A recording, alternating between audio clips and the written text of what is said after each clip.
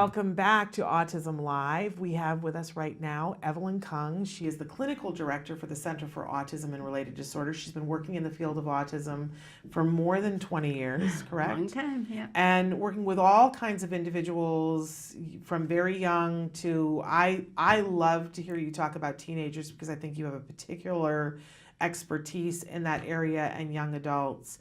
And you know that I have been after you for years to take some of the notes that you have that you share with our teen clients and make books. I would love to do it. It's just sitting down and taking the time to do it. And I know, and part of it is that you're too busy working with individuals to do that. But I'm glad that we have you here so you can impart some of your wisdom, but more people would like your wisdom too. So I'm just going to push and say book, because I want some of the books. I need some Evelyn Kung help, right?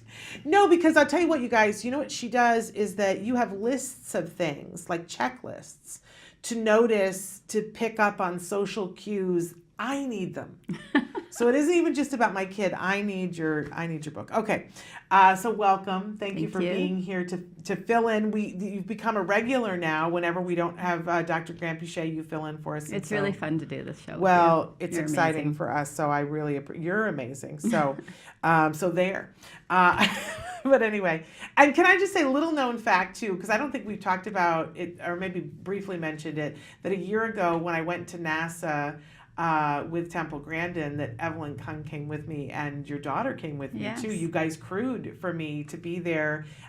We have pictures somewhere. It was so fun. Wasn't it like trip. One of the, I mean, it's one of those things I'm going to be talking about the rest of my life. But in any case, you're here to answer some questions and I'm going to start throwing them at you. But we always like to start the show by reminding folks that there is no expert in this format that can give individual specific advice because it would be a disservice to the person that we're talking about, right? Mm-hmm. You need to have more contact, more time, and some kind of direct contact. There are some cases where people can do telehealth by Skype, but even that is much more intimate than writing a question in. So know that the advice that you're going to hear here is just suggestive in nature, and that it's supposed to help you to know where to go next in your decision-making process, right? Mm-hmm. Maybe to go back to the expert that's working on your particular case and ask them more questions, or to know what questions to ask next. I always say half of it is knowing what to ask. Definitely. Right? Knowing what to ask and just what not to ask. There you go. Right. Saving time. Yeah. Well, and let's be honest that when you're in front of an expert, it's money. It costs you time and money. And so hopefully maybe this can condense so you don't waste time when you go to talk to that expert. Definitely. All right. So first question that we've got is, hi, ma'am. I am a father of a 5-year-old son who is suffering with generalized epilepsy, autism, and wheat allergy. I am from India, and I am very despaired. I really don't know what future has stored for us here in India, as most of my extended family members don't understand the emotions of my wife at the moment. Please help and guide us further. I am also trying to emigrate to Canada for the better future and possibilities for my daughter, who is 8 years old and really doing good by the grace of God. Regards from this gentleman. So 8-year-old on the spectrum, family is not understanding the emotions that mom is having. This is not unusual, right? Yeah. Although there are different cultures and different countries that are at different levels of acceptance of when somebody has different abilities and sometimes disabilities. So what can we say to this dad to prop him up? You're not alone. Yeah. So I went to India 20 years ago, and I spent 3.5 weeks there. And it was with a family that I'd been working with on remote supervision. Yes. So they were business people, and I would go wherever they were, and they got moved countries a lot. And when we went there, I mean, it was the first country I'd ever been to 20 years ago where the special education school didn't allow kids with autism in the school. That's 20 years ago. And I've heard that things have changed in some places where now there are schools with autism and specialize in that, because the population there has also grown, just like here. So you're not alone. I think that there is, if you have the ability, what the people, like the families that we worked with several telehealth families in India. We've had several families move here and go different places, is that there's a lot of people who need employment. So if you can somehow work on the remote aspect and get a BCBA, someone in to come in and do some kind of consultation. I would also say use skills. Yes.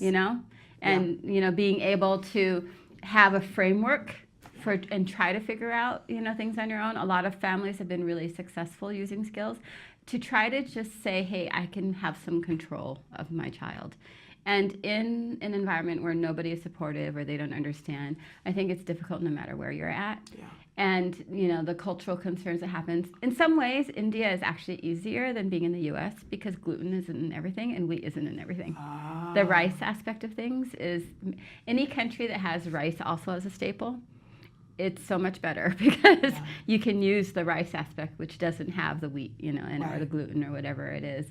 And then just being able to try to figure out, if you can get a consult in, get somebody create a program for you.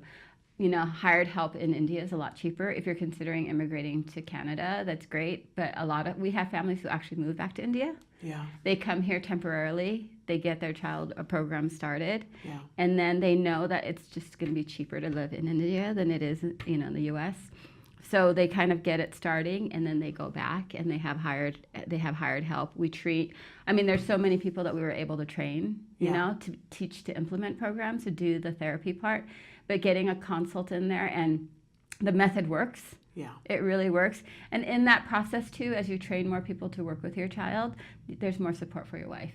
It's Absolutely. Indirect, but it is direct in the sense that that you're teaching, you're learning, the emotional aspects. If he has epilepsy, doctors, that's just difficult in general. Yeah. There's no prescribed medication right now just for autism, or very few medications that are for certain aspects or behaviors, but there's not a lot known right now, no matter where you're at. And I think that, just reaching out, I think there's a lot of information out there. And there's a community too. There might not be somebody local, but there are a lot. I know, like in our Silicon Valley, we have a lot of Indian families here. Yeah. Who are here either on a work visa, or they've immigrated here, or if they're on a work visa, we have so many, like I was saying, that have come here and they make the plan to go home. Yeah. But it's just that they're getting the foundation here. So Absolutely. I don't know, what is available. But, there is hope. It's amazing sometimes when I'm in other countries, because I've traveled a lot and I've done a lot of, consultant work in other countries. Sometimes what people don't know is also a blessing. Yeah. Because you can just do your own thing and everybody accepts it. Yeah. There's the immediate family who might not understand why your child can't eat something or do something. But I always say, just put that on the medical. So just say the doctor said the child can't do this. Yeah. But it's there. Sometimes just the assistance that you can get living abroad is so much easier than here. Well, that's a great way of looking at it. I want to say, too, that we have a couple of moms who are regular watchers of the show that are in India, that are using skills. And, I think for any parent, there is an aspect of autism, at least at some point, where you feel terribly alone. Yes. Like you are the only person on Mars and no one gets it. And you can even feel that way within a marriage. You know what I'm saying? And with a great spouse, I'm saying it is pervasive. Everybody feels that at some point. And the crazy thing is that there are other people out there that just want to take your hand, and that you never really know until you kind of come out of the tunnel of it a little ways, how many people are there for you. And the great thing about the internet right now is that we can all be connected really easily, just like you and I are connected right now. And so for your wife, there are other moms in India who would love to talk to her and probably definitely share some of the exact problems. And if you want to be connected to them, email me, s.penrod@autism-live, and we can see if we can connect you connect you with some of those moms, so that you feel like, oh, somebody who gets it. And I would say to you, every single autism parent at some point has a moment where it's like, I don't know if I can do this. It just seems so big, so tall. It's impossible. Yeah, so many families, so many moms have told me that. And a lot of times, the parents are like, you just cry for your child. Yep. Internally, externally, you just cry for them. But crying doesn't help them anyway. So then that's actually what motivates a lot of our parents, saying, I need to do something so that I'm not crying. Yep. I love Lisa Ackerman from TACA says, when you hear autism, it's not game over, it's game on. And action actually helps. When you feel paralyzed and like there's nothing that you can do, that's the worst, right? If you start taking a little action, I always take the metaphor of the mountain, right? Because you stand at the bottom of the mountain and you look up and it looks like it can't be done, right? But if you start walking, you find yourself on the mountain and you maybe can't see the peak anymore, but you're moving. Yes. And if you keep moving, you get places.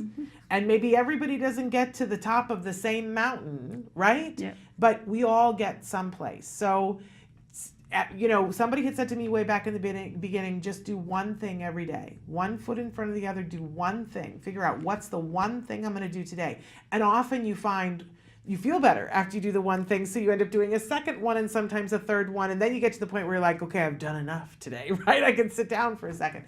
But you will be okay, and your daughter will be okay, and your wife will be okay. Hang on. You know what I always say on this show? Hold hands. Si se puede, we can do this. And you don't have to be alone. But anybody who's watching, you can write to me at s.penrod@autism-live.com. There are people with kids with autism all over the world, and they're waiting to take you into their arms. Definitely. And there's some amazing people that I met in India who just are trying to do as much as they can. Yep. And, it's just finding them. There's just a lot of people, too. And since we talked about Skills, they would kill me if I didn't say this. So Skills is an online tool. It has many different aspects to it. You can call them at 877-975-4559, or you can visit www.skills, F-O-R, for Skills for Autism, but the F-O-R, not F-O-U-R, and not the number 4, autism.com.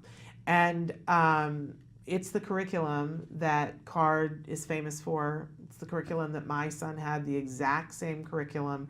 If you want to learn all the things that you need to know to be able to implement the curriculum in the best possible way, there's a different tool, which is you can go online to ibehavioraltraining.com. It's the Institute for Behavioral Training. They sell modules of great people who will teach you how to do all the things that you need to do. You pick topics. Both of these things are infinitely affordable. They're much, much, much, much, much less expensive than an ABA program, but it's a lot more work because you're doing legwork.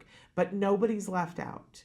So I hope that you will find something in what we said, some hope, and I'm sending you hope and a hug, okay?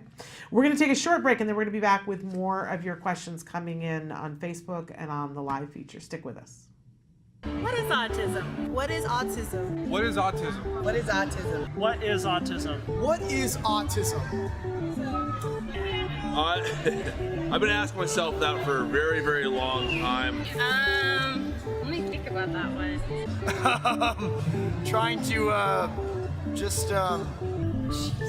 Let me think. Oh man, that's a rough one. Yes. Autism is a neurological disorder that affects many of our kids in different ways. It's a learning disability that affects the cognitive functions of the brain. A lot of people have the misconception that it's a disability, and it's really not. I look at it as like a special gift.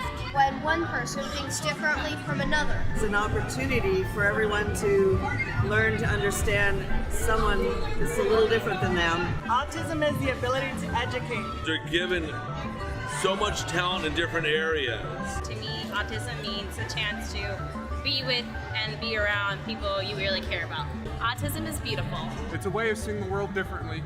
Always unique, totally intelligent, and sometimes mysterious. Happiness that comes out of my son's hard work. It's a movement. Unpredictable. That's right. Awesome. Love. The field I want to work in. Laughter, fun, joy. Autism is beautiful to me. I want you to remember these 3 words. There is hope.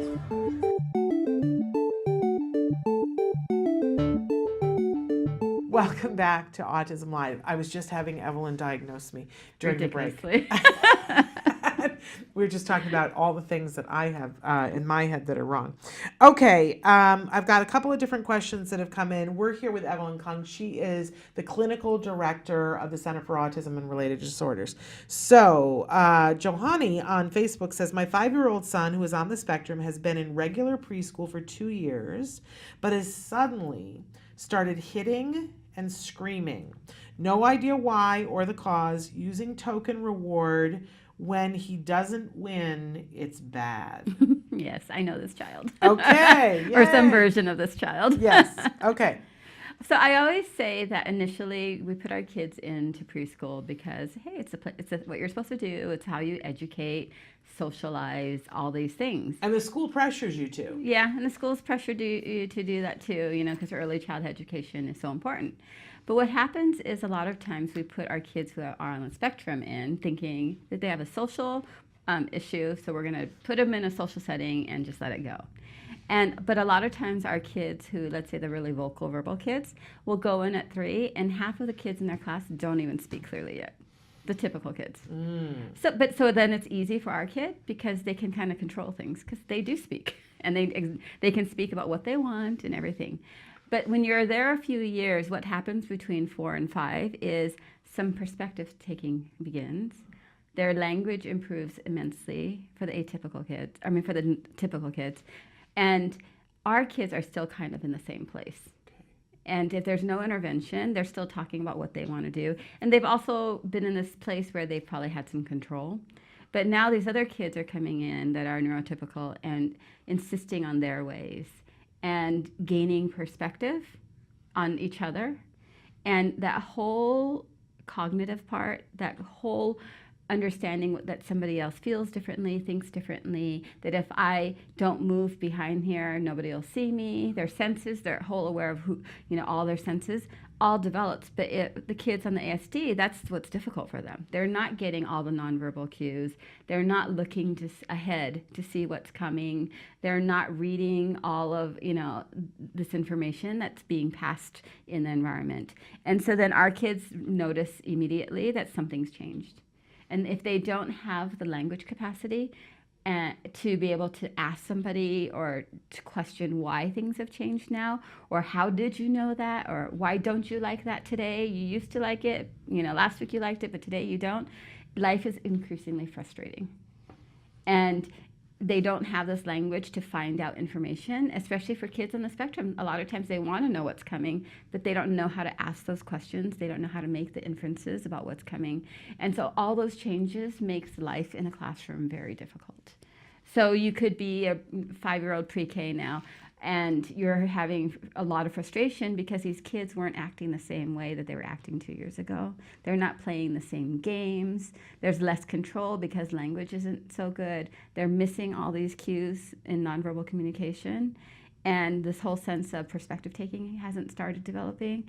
And what do I do if I can't get what I want and I can't get the information and I can't do anything? I'm going to start hitting and yelling and screaming because I don't like what's happening, and this is how I'm communicating now. Yeah. And that's the whole thing with autism is all these behaviors like hitting, screaming, screaming are a part of the diagnosis of autism. It's a result of not being able to communicate, not understanding what's going on, and not being able to vocalize and have some control of your environment. Which, I'm just going to tell a little bit on myself. It's kind of what we were talking about during the break, isn't it? It's just a different version, right? Yes. It's an adult version. Yes, because I was saying, I said to Evelyn, I said, something is wrong with me that when I have a lot to do and I'm hectic and I have all these like drop-down menus in my brain and I'm like, oh, I got to do this, I got to do this, I got to do this, I got to do that. And I'm, got a little too much going on. And then my husband will say to me, some innocuous, really just making conversation, not really a question, but just like, should I make eggs, right? But it's verbal coming into my nonverbal space where I'm trying to whatever, and I literally become nonverbal. I'm like, I cannot get words out to say, don't talk to me right now. Like I can't even get that much out. And you honestly, you guys, I throw a little bit of a. But we all do, though. I mean, you may become nonverbal. Somebody may go into screaming terror. There you go. Well, eventually, to get verbal, I have to kind of like flip to, I'm like, not now, right? And my husband just like doesn't, you know, we've been together for almost 20 years now. And I want to say this, like, that's how my brain works. Like, when you see me frantic, don't make conversation questions. Yes. But I imagine, like, I'm incredibly verbal. Right? I can talk you under the table. And I'm an adult and I have some semblance of self-regulation, although we need to check it from time to time, right? But so I try to imagine if I did not have that and I was in a kindergarten where there's a lot of sensory things going on and things are not going the way I need them to go, and if I had an agenda in my head and people were not doing it, I would be screaming again. Oh, I would be screaming bloody murder. Like, I don't understand. Why aren't you talking to me? Like, what's going on? You said we're going to do this, but you changed your mind. What does that mean? You can't change your mind? Like, and maybe that's literally. Everything that's going on in his head, but he cannot say that. And that's a very frustrating thing. Okay, so now we have a little bit of an idea of what, that there's some frustration going on.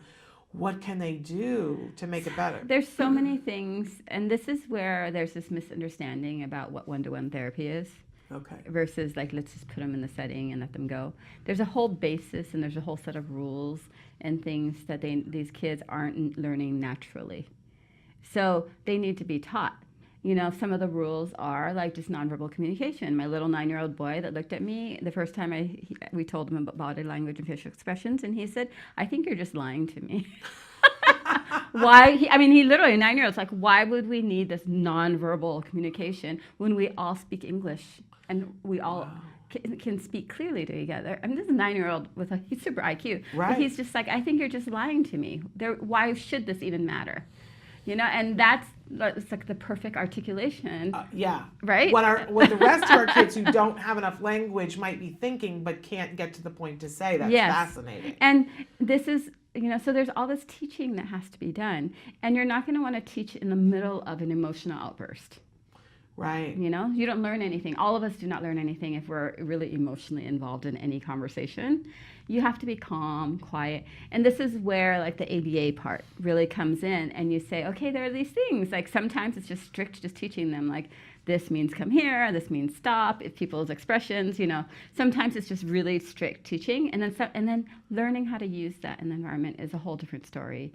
So many of my kids, another kid told me one time, she's crying, but she says she's fine. So I'm just going to choose with the words, she's fine. I'm like, no, sorry, emotions of a person actually matter more than what words they're saying. Right. So what does crying mean? And he'd already learned it because we've done all these years of therapy. And he's like, it means she's hurt or she's, sad or something. But she said she's fine. Right. So it's not matching. And that is like the critical like interaction that our kids are like, this is just stupid. Well, every man in the world needs that lesson, Evelyn. Right? It's not just our kids. Every man in the world needs that lesson. If the woman is crying and she says she's okay, she's not okay. Well, this kid is probably 10 years old, fifth grade. On the playground, a girl got hit by a ball, and she was embarrassed. Yes, really, that's what she was. She didn't want people, but she was like, her eyes were tearing away. Right. It was like literally, she was really hurt. And so we actually had an aide who was undercover and kind of explained it to him. Said, looked at it, but at home, then we sat down and talked about, yes, they don't know match. We know that this is not clear. But in reality, emotions of a person do matter more than whatever words they're saying at the moment. You attend to this more. And there's all these, cognition rules and all these rules about how she's feeling, not just how you feel about it or how you've made the interpretation. Like, I'm hearing this and I'm just going to take this and not ignore the other part. And there's all these social rules that these kids have to learn. Yeah. But you're saying that it really has to be taken outside of that. The thing that I always think about, see, we're in the Olympics mode right now because the Olympics are getting ready to start. And if you wanted to have someone learn ice skating, you wouldn't just throw them out onto the ice and go skate with all the other kids and expect them to become Olympic champions. Yep. Like, that would never happen. even if you had a big group class and said, okay, this is how we toe pick, right? Some of them would get it, some of them wouldn't. They're not all going to be Olympic champions. If you want somebody to actually get good at something, you need to pull them out of line and say, come over here and I'm going to show you just the toe pick part.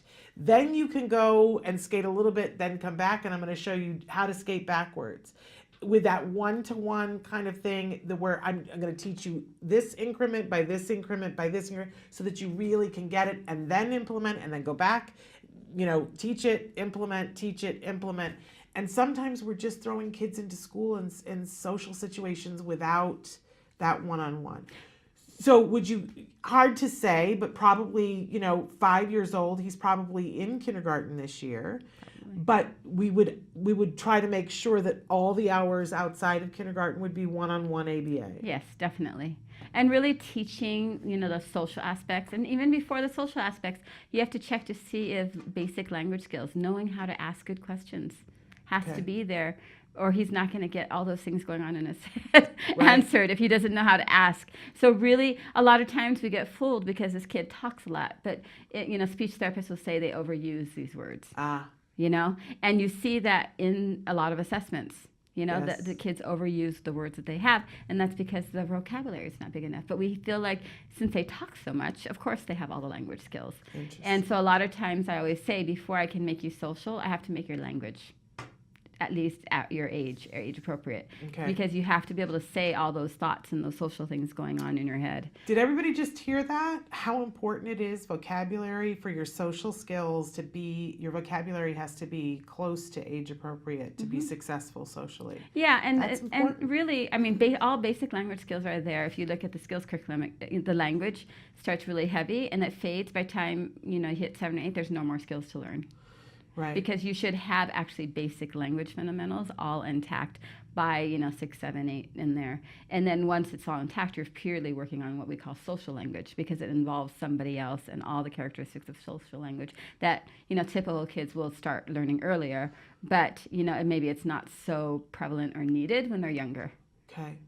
So there's a whole bunch of language that needs to be learned so that somebody can really be successfully social. There we go. Okay, I said before the last one was a Facebook. It wasn't. It was a YouTube. Now I'm going to go to a Facebook question. Karen writes in and says, hi, I have had my son recently diagnosed with ADHD combined plus high-functioning autistic spectrum disorder, also intermittent explosive disorder. From the diagnoses, I don't know what to do. The schools aren't being supportive. Is there anywhere I can go to seek guidance on services available to him? The difficult part is whenever we get kids coming in who have multiple diagnoses, that they're all related, it's which one do you attend to first? Right. And the example Dr. Grampishi used to actually use all the time is that if you have, in the past diagnoses, if you had a cough and you had bronchitis, which one does the doctor diagnose? The more severe one, which is bronchitis, not just the cough. Okay. And that was the last diagnostic manual for criteria for autistic disorder. But now with the new DSM, you're allowed to have autism and ADHD or autism and another comorbid diagnosis. So now, in some ways, I feel like I've seen more families a little bit more confused. Yes. And what you're looking at is you're going to look at the most severe one first, and that probably would be the autism.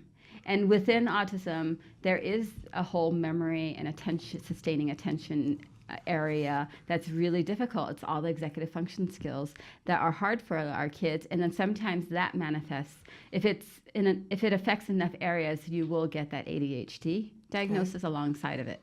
Sometimes it's given, but we find I don't actually have that many kids that come in that have both. Okay. They're taking that autism part of not being able to maintain attention as diagnosing it, but when we actually teach them like how to pay attention, how to sustain attention, how to work with divided attention, being able to switch back and forth, suddenly that aspect of attention goes away and you don't see that diagnosis anymore. In the same way, we don't get intermittent explosive diagnoses as often, but we do get them. Uh-huh. And a lot of times, though, there are a few kids that definitely qualifies as their diagnosis, but in the majority of the time, it has to go back to the behavior. They're so upset. They have no control. Maybe they don't have enough language. Maybe they're just like things aren't just going the way that they want them to go. So then they get angry, because a lot of times these kids actually are the smartest. Yeah. Because they can see that it's easier for everybody. It's easier to make friends. It's easier to go to situations, social situations. It's easier to just blend in with people than it is for them. And I see so many kids, and I've had kids tell me they're so angry about it. Yeah. You know, and that's also the depression kids too. The kids who get depressed, a lot of them aren't depressed because, you know, something didn't go their way just one time. It's that they're smart enough to see around them and see that everybody else has it easier than me. Okay. They know how to be social. They know how to do these other things. And then, but with the anger explosions, it's teaching them how to manage them. And it's teaching them how to understand the function of the behavior. Like we go back to ABA, it's like, what's the function of the behavior? If it only happens in certain situations, there's probably another way to handle it. Maybe socially, there's a social skills and social rules that they need to learn about this. If they're really smart, a lot of times they explode because they know it works. And so it's the easiest to go to, because if I explode, I know everyone will give me what I want, or at least even if they don't give me what I want, they'll leave me alone. You know, so there's a lot, it's all intermingled, and it's getting a good professional to go in there and try to tease out, like, what are the deficits? What skills are this kid missing? Because this kid is using all these other things, you know, as a replacement to some degree. So even my kids who have the intermittent explosive, like that diagnosis, there's a certain component rate that is taken away once we teach them. Yeah. Give them more control, teach them how to use their language, teach them the right social skills to get what you want, because the social skills you're using with your peers is not going to be the same social skills you use with your parents or with your teachers. Yes. You know, if you're not getting your way. A teacher, you can't just walk up and say, I'm not doing this in front of the class, because that's a whole loaded issue. But you might appear on a playground. If you don't want to do something, you can't just say, I don't want this, and you walk away, and it's not a big deal. Right. And so there's just so many layers in here, and it's really getting somebody to work like from the get the behavioral component going on, figure out what the deficits are, figure out, you know, how the function of the behavior, and then what's left. I would say do behavioral first, right? Figure out what's left, and then if there's other issues, you know, needs or ways. But to it address sounds things. like what she needs is really good quality ABA. Yes. Somebody who's doing cognitive and executive functions, which is not all ABA providers, unfortunately. It's not. So when you figure out who your ABA provider is, ask them if they have proficiency dealing with these kinds of things. Because a lot of ABA providers won't even want to touch this kind of kid too. Which is so unfortunate and disappointing. Wrong. Yeah. Because there's a whole lot that can be done to help him to regulate all these things going on. Yes. Really can be very miraculous. Because I'm a parent who I had CARD, so I ask everybody's forgiveness, but I love CARD and wax poetic about CARD. But CARD is good quality ABA, and they do the executive functions and the cognition stuff. And you have a team of BCBAs that are driven by research, and so across the country, they're talking to each other and saying, oh, I've got a kiddo who's just like this. Do you know what we did with them? That you have people talking to each other. I think it's a really beneficial thing. So forgive me, but I'm going to recommend CARD to you, centerforautism.com, and then check the locations tab to see if there's one near you within 30 miles from you. But if not, then you're looking for a good quality ABA provider, and there are good quality ABA providers, but you really have to be picky, because be careful that you get with the right people with this kind of a kiddo. Yeah, and also there's like, let's say you did the behavioral and you're trying, and there's a medication component that comes up. There are medications that really help with paying attention, and there are some that help with the intermittent. And that's what, make sure your ABA provider is willing to work alongside and collaboratively with your psychiatrist or whoever is prescribing, because you know, unfortunately, this ABA really is a new field.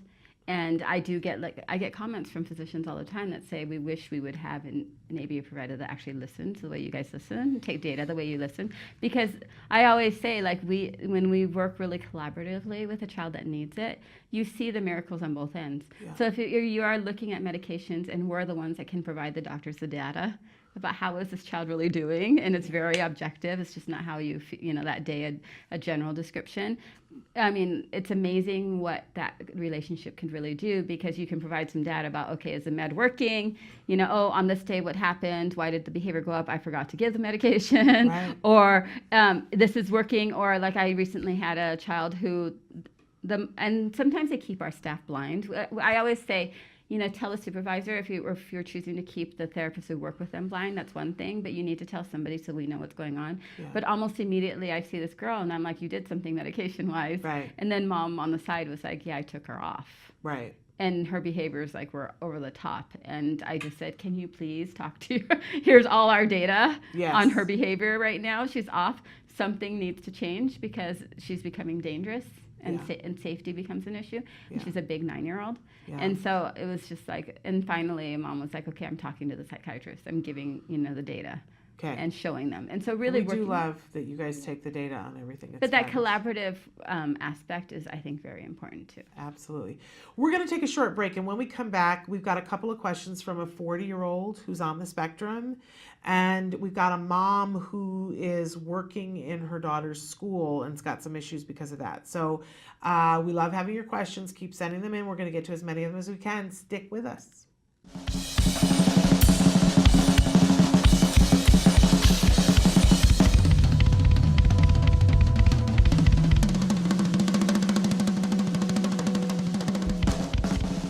This is Logan Shepard. At first glance, he looks like a typical American teenager. He plays in a band, loves hanging out with his friends, he doesn't like doing homework, and he's not really fond of broccoli. But Logan Shepard is not your typical 14-year-old. Logan was diagnosed with autism at the age of 2.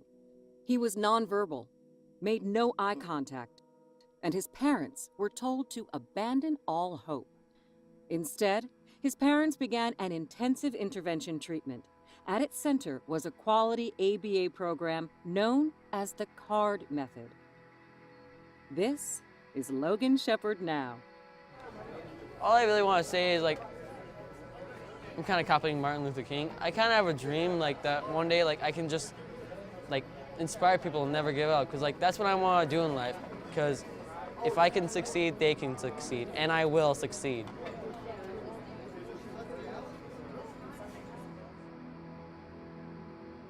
To follow Logan's musical journey, visit www.facebook.com/officialdrummerrock or @drummerrock on Instagram. For more information on the CARD method, visit www.centerforautism.com or call 800-345-CARD. Rock on, Logan.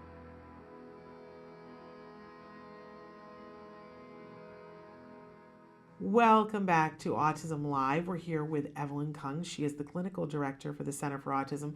We have a couple of questions I want to get to, but Rana has written in on Facebook and says, "Hi Shannon, CARD is not calling me back. I left over 2 messages, been a couple of weeks. I'm in Seattle." Let me be clear that when you go to the locations tab on the Center for Autism, you will get the individual offices.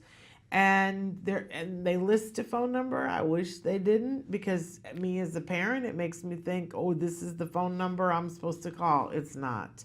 I don't know why. Don't ask me.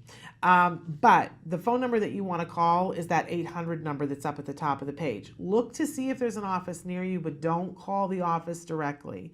They should still get back to you, but it might be a number that somebody, is on maternity leave. I don't know, but it's not the number to talk to them about starting services. No matter where you are in the world, if you want to start services, you want to call that 800 number. Samantha, can you put that up on the screen for them so that they don't have to go? Because I don't remember what it is. The other thing you can do is if you go to centerforautism.com, there's a little button, and we're trying to make it bigger, but it says enroll. If you just go in there and you type in just basic information, somebody will call you back really quickly. Very quickly, because those are the people that is their job. And if for any reason, I'm so glad you wrote in, but if for any reason that doesn't work for you, call me. Because I will make sure that you get help. And she does make sure. I do. So I take that very seriously. And you can also email me too. But I don't think I've ever given my phone number out on the show, but I'm going to do it right now. How's that? So my phone number is 818-345-2345, extension 1013. So you can call me, and I'm going to get a bunch of phone calls. That's all good. But call them first. I'm looking up. It's at centerforautism.com. Or did they take the 800 number off? Well, I think, is it still 800-345 card? Samantha's looking for it. So we'll get that for you. And they might have taken it off because they do want you to use the parent portal, yes. Which is the thing that Evelyn was talking about, the very small button. Do you know what the button says? Enroll. And okay, so there's the phone number to get to the people to say that you are interested in talking about starting services. So unfortunately, though, calling the office is direct. I wish they'd take that number off.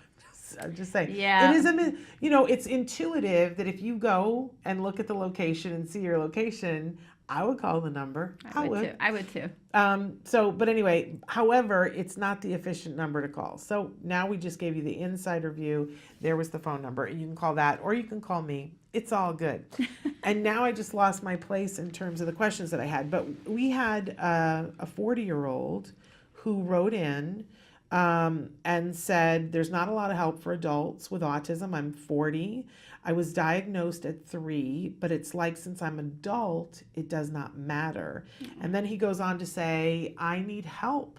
I have seizures. I'm in diapers, and I just started to live by myself for the first time, and I get freaked out. I cannot even drive. It's so unfortunate. And unfortunately, every state has a different mandate about what age their autism services, like for medical funding, is going to go to. Some states it cuts off right at 21, some it goes over. So I would say make sure that you're looking to see like what is the mandate in your state, to see like the type of funding that you have access to. If you're you're intelligent enough to write in and be very articulate about what your needs are and what your deficits are, so you're very aware too of what you need. And it makes sense that you are freaked out living alone. A lot of people are freaked out living alone. But somebody must be helping you somehow in terms of securing your place and where you're living. And if not, if there is like a local like Department of Developmental Disabilities or something, there has to be some kind of social network that maybe they haven't helped you in the past, but I'd encourage you to reach out to them and be persistent. And tell them that you need help, and not just one time, but tell them until somebody actually comes and helps you. Because there are so many, there are programs out there. Unfortunately, there's long wait lists. Yeah. But if you can get somebody to help you, even like, get a roommate, or you're very self-aware in the sense that you have seizures and that you're in a diaper and that shouldn't be, but there are things that can help. So being able to talk to your physician that's prescribing your medication for your seizures, I'm assuming that you might be on, that is another person saying like, I need help, and get them to try to find a social worker to help you. There has to be a way. The question is always the wait list aspect of it, but there's somebody can help you and you have the right for help. But you have to be persistent. If you just call one time or write one time, it doesn't really work in our system because there is such a long wait list. But if you're really persistent and you're very assertive in letting your physician know, any social worker you're working with know, even the local pharmacist who you get your prescriptions from, just like letting everybody know that you need some help and somebody reaching out. And I don't know who, if you have caretakers or people who come in and check on you, they all have to know that you need some help for this. And I'd say right now, that's the way I would encourage you. I just, I don't know your specific situation. I don't know where you live. Yeah. It really changes quite drastically by the state you're in because the laws are different. Okay, and we had another adult question that came in that I'm going to get to in just a second, but I want to go pivot to this other one. And by the way, Rana, I just saw that you wrote in and said that's the number that you called. I don't know what the problem is, but obviously there's a problem, and we're going to check on that because maybe there's an issue with the phone number, and that would be an important thing to know, or they could be slammed. But still, somebody should have called you back. So do me a favor. I would like for you to email me your phone number. So s.penrod@autism-live.com. When the show is over, I will walk over and make sure somebody calls you. s.penrod@autism-live.com, and I won't share your phone number with anybody else, but I will walk down and make sure that somebody calls you, even if it's me. I'll have somebody and she call, will do this. and I will. I've seen her many times. Yes, they see me coming and they're like, what now? But anyway, it's all good. I said we all hold hands. So somebody wrote in and says, I have a tricky situation. I work at my daughter's school. She has ASD and ODD. She runs to my classroom whenever she has an assignment she doesn't want to do or in a disagreement with a classmate. Some days she comes to my room 5 or 6 times. Some days none. How do I give her some encouraging words when she's upset? I'm supposed to just ignore my child when she's clear. Am I supposed to ignore my child when she's clearly upset and please help? Oh, this is rough. Everybody. This is so rough, and unfortunately, I've actually seen this quite a few times. Okay. So it's teachers have kids on the autism spectrum too. I mean, we're not exempt. Yep. I'm a former teacher. I can't imagine, you're there at work and trying to do your thing, and there's your upset child at the door. It's not a good scenario. The first thing to do is I'd call an IEP, because there needs to be a behavior plan in place to address this. The way that it's being resolved right now is that she comes to you, and it's probably been pretty effective for her. For her, yeah. Not effective for anybody else, but for her. Well, in some ways, sometimes her teacher might say it's easier if it gets resolved somewhere else. Ah, well, that's because true, they're busy. isn't it? Yeah. They're busy doing their thing with the other kids that are still there. So you need to have a behavior plan, whole functional behavior assessment that, BCBAs or behaviorists do, and try to create a plan that works in that school setting. Yeah. Because it is your workplace, and her method should not be going to mom. Well, that's one of the reasons why, like in ABA, we have a team of people working with kids so that the kids know that somebody else can help resolve issues too. Yeah. And people function differently and different personalities, but that they can be helpful too. Yeah. But you need a BIP done, an FBA done, functional behavior assessment. That's where you go and look at a behavior, and it might be a few that you're writing behavior plans for. One might be, a social argument with a peer. One might be, I don't want to do this work, so she's escaping by running to your room. There's a lot of different things that could be sending her to you. And a well-written BIP, behavior intervention plan, is going to have an antecedent modification, which means that there's something that's going to happen before she runs to your classroom. And it's going to have a consequence strategy where there's going to be something that happens as a result of her not coming to the classroom or coming to the classroom, right? And you will be told, perhaps, maybe, that you need to ignore it. That could be one of the things, but there's also something called a replacement behavior. Yes, that's the other part of the behavior. Thank you. That's the part I always forget, and that is the big part. And in schools, I always talk, whenever I have a child in school, I want to create a behavior intervention plan that works in that environment. Yes. And a lot of times it's only that environment. And that's creating, whether it's rules and token systems, and she gets a reinforcer that's not you. There you go. It's important to find I always say it's important to find reinforcers in the school setting or whatever setting that you're in that the child can access, right, because that is the most functional. Exactly. So amen to that. So I'm always trying to, it's not, mom's not going to always be in the same school that she's at too. That's right. So you don't want you to be the way that gets, that is the reinforcer either.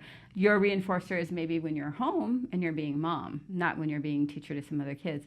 And so it's important that there's other things that she finds that she enjoys and that she truly likes in that environment. Sometimes you have to manipulate things. Like, my favorite that I always like to do is I say whatever the favorite toy or book is in the school setting, I say, give it to the teacher, her teacher, and her teacher has the access delivery of did she finish or did she do a certain part, and being able to deliver that reinforcer, and it's limited in that setting, and then it gets goes back to the teacher, and that's the only setting. They don't get this book at home, they don't get this food at home, they don't get whatever it is anywhere else.